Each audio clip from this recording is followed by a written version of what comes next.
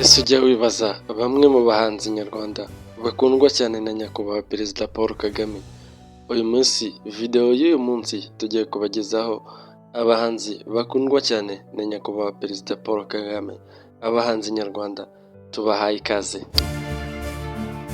Ku mwanya wa mbere turasanga Ingabire Jeanne d'Arc Butera, uzwi ku mazina ya Butera Knowless. Butera Knowless akaba yaravutse ku itariki ya mbere y'ukwezi kwa cumi 1990, akaba afite imyaka 34 y'amavuko. Yavukiye mu karere ka Ruhango. Butera Knowless akaba ari umwe mu bahanzi nyarwanda bakomeye cyane mu muziki nyarwanda, dore ko mu mwaka w'ibihumbi 2015 yaje kwegukana igihembo cya Primus Guma Guma Superstar.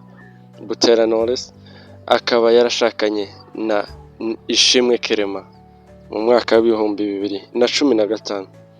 Butera Knowless akaba ari umwe mu bahanzi bakundwa cyane na nyakubahwa Perezida Paul Kagame, dore uko ubwo nyakubahwa Perezida Paul Kagame yari ari kwiyamamaza, Butera Knowless yamusabye ko yazabatumira iwe mu rugo maze bagasangira, dore ko ubwo nyakubahwa Perezida Paul Kagame yahaga abahanzi inka, Butera Knowless akaba ari we waje mbere mu bahanzi nyakubahwa Perezida Paul Kagame yahaye inka mu minsi ishize.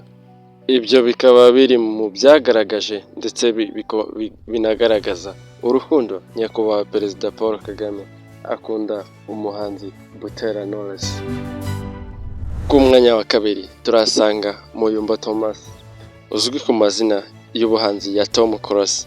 Tom Close akaba yaravutse ku itariki 28 z'ukwezi kwa cumi 1986. Tom Close akaba afite imyaka 38 y'amavuko, akaba yaravukiye Masindi, Uganda. Tom Close akaba ari umwe mu bahanzi bakomeye cyane, dore ko mu mwaka w'ibihumbi 2011 yaje kwegukana igihembo cya mbere cya Primus Guma Guma, ubwo yari ahigitse abandi bahanzi bari kumwe. Tom Close akaba yarakoze ubukwe n'umufasha we, yarashakanye n'umufasha we Tricia Niyonshuti Tricia mu mwaka w'ibihumbi 2013. Tom Close akaba ari umwe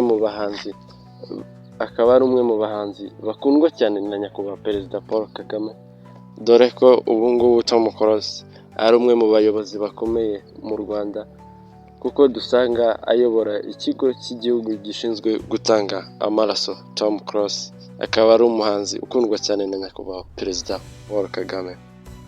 Ku mwanya wa gatatu turasanga Musengamana Beata. Musengamana Beata akaba ari umuhanzi wavukiye mu karere ka Kamonyi mu ntara y'Amajyepfo. Musengamana Beata akaba ari umuhanzi ukomeye cyane mu gihugu cy'u Rwanda.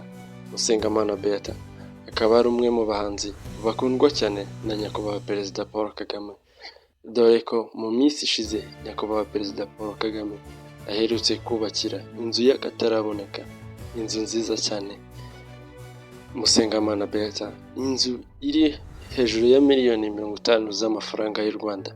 Musengamana Beata akaba ari umuhanzi uzwi cyane ku mazina ya Abazabatsinda Paul Kagame, bitewe n'indirimbo nyinshi yagiye akora zivuga ku bigwi bya nyakubahwa Perezida Paul Kagame ndetse n'amateka ye.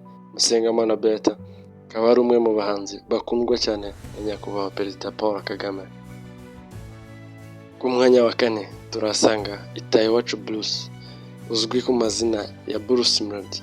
Bruce Melody akaba yaravukiye mu karere ka Kicukiro, umurenge wa Kanombe. Akaba yaravutse ku itariki 2 z'ukwa gatatu 1992. akaba afite imyaka 32 y'amavuko. Bruce Melody akaba ari umuhanzi ukomeye cyane mu gihugu cy'u Rwanda ndetse no muri Afurika, dore ko benshi badatinya kuvuga ko ari we muhanzi ukomeye cyane mu gihugu cy'u Rwanda ukundwa n'abantu benshi.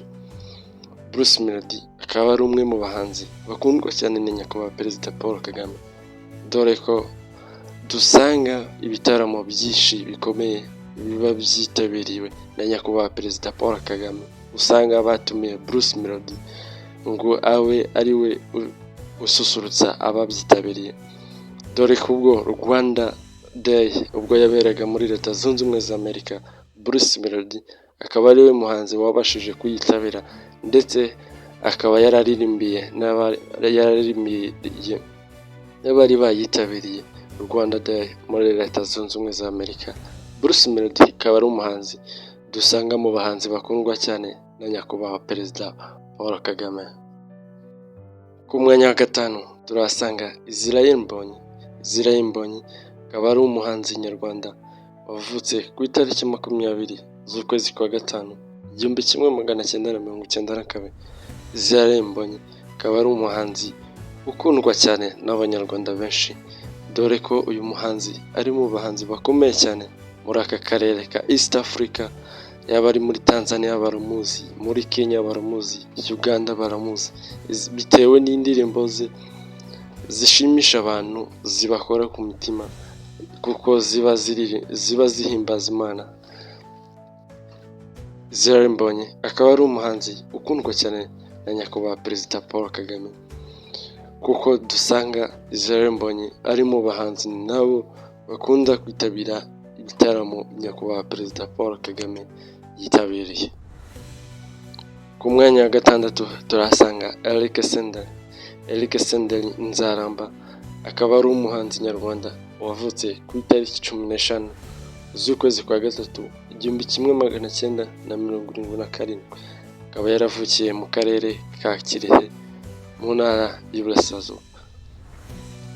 Eric Senderi akaba ari umuhanzi ukundwa cyane na nyakubahwa Perezida Paul Kagame, bitewe n'uko mujya mubibona kenshi cyane cyane nk'iyo nyakubahwa Perezida Paul Kagame ari nko kwiyamamaza cyangwa hari nk'ibintu yitabiriye inama runaka, Eric Senderi usanga ari we muhanzi uri gususurutsa ababyitabiriye, yaba ari inama zikomeye n'ibintu bitandukanye. Eric Senderi niwe ukunda gususurutsa abantu bitabiriye inama zitandukanye zirimo nyakubahwa Perezida Paul Kagame ndetse n'ibitaramo bigiye bitandukanye.